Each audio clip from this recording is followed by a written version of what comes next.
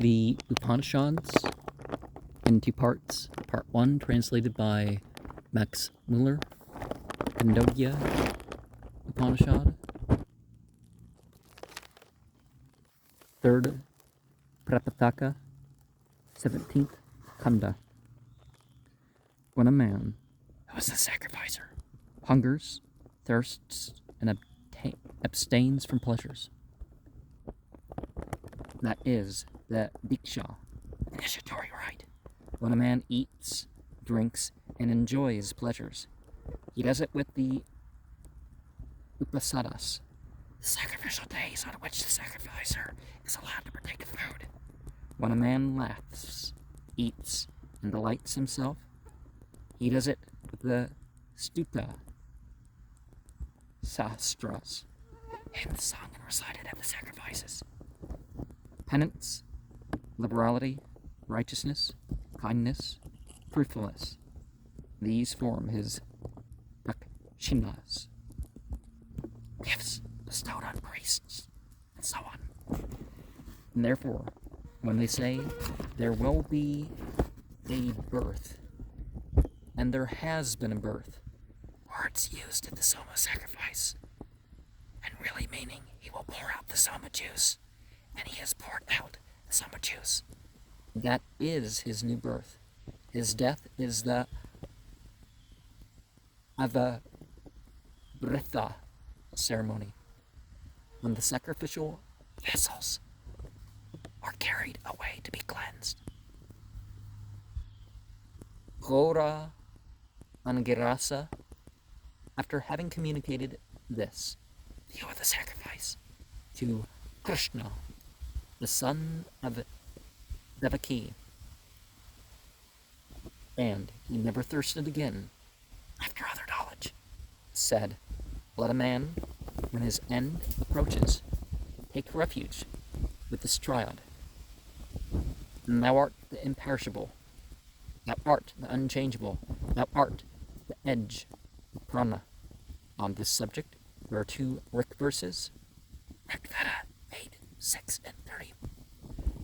Then they see within themselves the ever-present light of the old seed of the world set, the highest, which is lighted in the brilliant Brahman. Rik 1, 50, 10. Perceiving above the darkness of ignorance the higher light in the sun, as the higher light within the heart, the bright source of light and life.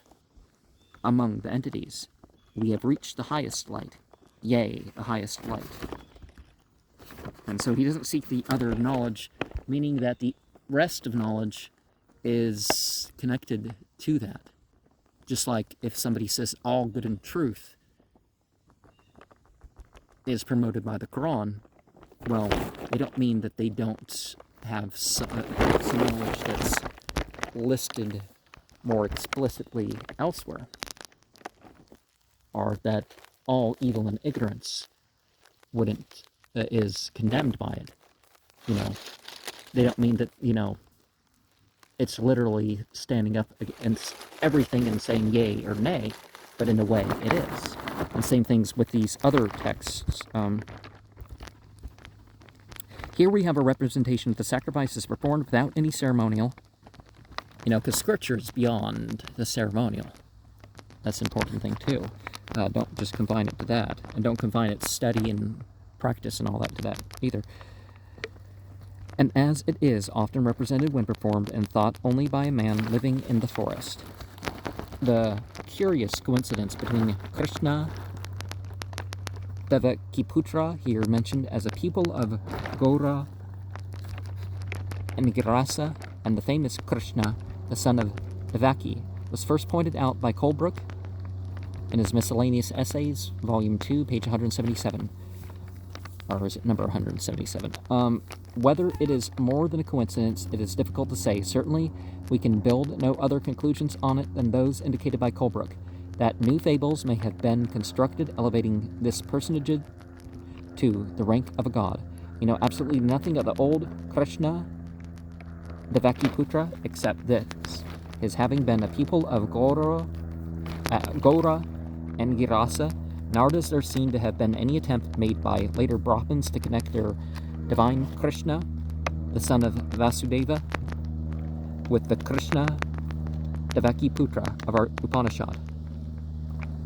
Well, when they demonize human beings, there's often loose ends, right? Or stuff that would have helped their argument.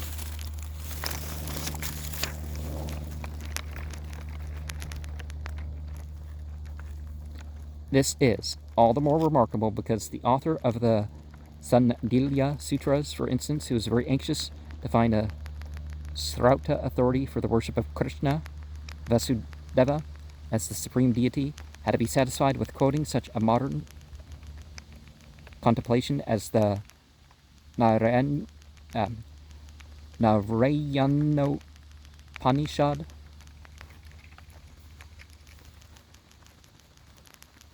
Atharva Siras 6:9, Brahmanyo Devaki Putro Brahmanyo Madhusudana. See Khandogya Sutras, edited by Balyantyne, page 36, translated by Kowal, page 51, without venturing to refer to the Krishna Devaki Putra of the Khandogya Upanishad. The occurrence of such names as Krishna, Vasudeva, Madhusudana stamps Upanishads like the Atma Bodha Upanishad as modern, Colebrook Essays 101, and the same remark applies, as Weber has shown, to the Gopalata Pani Upanishad of the Vyotheka Indica number 183, where we actually find such names as Sri Krishna Govinda, Gopi Gana Radha, Devakyam Gata, page 38, and so on. Professor Weber has treated these questions very fully, but it's not quite clear to me whether he wishes to go beyond Colebrook and to admit more than a similarity of name between the people of Gora and Girasa and the friend of the gopis, and let him recite these 3 verses, the thou art, thou art, thou art, in verse 6 that we've seen, are the Rigveda verses that we've seen listed. Both these verses had to be translated here according to their scholastic interpretation, but they had originally a totally different meaning. Even the text was altered, Deva being changed to Dive, Sava to Save. The verse is taken from a hymn addressed to Indra, who after conquering the dark clouds brings back the light of the sun. When he does that, then the people see again, as the poet says, the daily light of the old seed from which the sun rises, which is lighted in heaven. The other verse belongs to a hymn addressed to the sun. Its simple meaning is, seeing above the darkness of the night the rising light, the sun, the bright among the bright, we came toward the highest light. And one of the things that we should probably look at with all this is that if we step aside from these incarnation doctrines, one of the things that we're going to come across is that preferences of language change from time to time. The worldly ways in which we know divinity in which certain things are practiced, can change from time to time, and that doesn't mean that the religion has ultimately changed. Some priesthoods can make it seem that way,